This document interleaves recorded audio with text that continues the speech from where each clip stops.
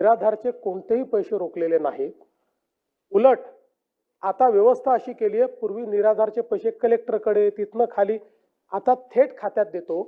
आता फक्त ज्या लोकांचे केवायसी होऊ शकले नाहीत, प्रत्येक जिल्ह्याला सांगितलेलं आहे 10% लोक आहेत की ज्यांचे केवायसी अद्यापही झालेले नाहीत। जिल्हाधिकाऱ्यांना त्याचे टार्गेट दिलेले आहेत। ते केवायसी झाल्यानंतर अशी व्यवस्था केली आहे की निराधारचे पैसे हे 1 तारखेला त्यांच्या खात्यामध्ये जातील। आणि म्हणून हा सिलेबसचा बाहेरचा प्रश्न असला तरी उगीच लोकांना वाटेल की आम्ही कुठले तरी हे पैसे थांबवलेले आहेत।